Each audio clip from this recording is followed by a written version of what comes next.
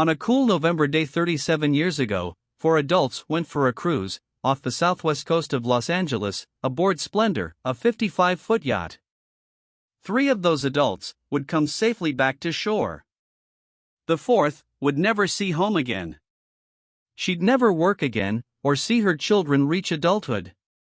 She was discovered floating in the water in a flannel nightgown, socks, and a down jacket the next morning. In this story, the unlucky adult was also the most famous adult movie star Natalie Wood, who was 43 at the time.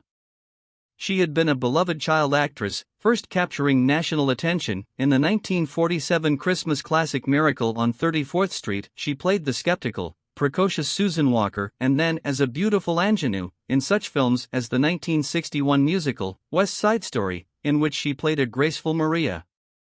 By the age of 25, she had been nominated for 3 Academy Awards for Best Actress for her leading roles in Rebel Without a Cause, Splendor in the Grass, and Love with a Proper Stranger.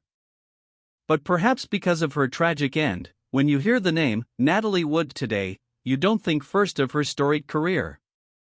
To wit, there are 38 million Google results for the search term Natalie Wood death. While the circumstances surrounding her death remain murky and controversial, we can agree that, in dying so young and so mysteriously, Wood's talent was denied a proper legacy. The investigators' report, attached to Noguchi's document, said that Wood and a small party that included her husband, Robert Wagner, had left the Splendor for a restaurant dinner on Catalina Island.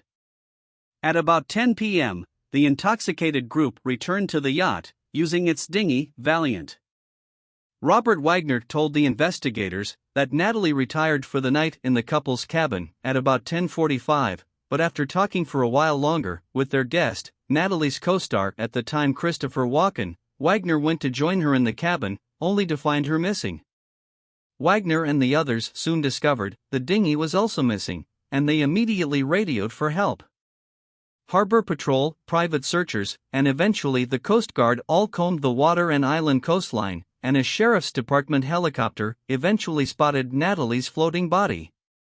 She was pronounced dead at 7:44 a.m. on November 29. Wood's funeral, held on December 3, showed a devastated, weeping Wagner, surrounded by friends, family, and the cream of the entertainment world: Laurence Olivier, Frank Sinatra, Gregory Peck, and Rock Hudson. Instead of finality, Wood's death only seemed to provoke questions, and 3 decades later, in 2011, the Los Angeles County Sheriff's Department reopened the investigation. And at a press conference in February of 2018, Captain Christopher Bergner of the Homicide Department said new witnesses and those with relevant information had been identified and a different timeline had emerged of Natalie Wood's last hours on the boat and when help was requested.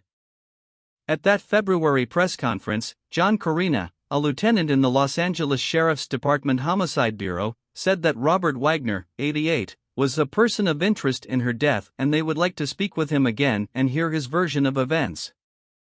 The new witnesses, he said, were people in boats moored near the Wagner yacht who heard a couple loudly arguing as well as a woman calling for help.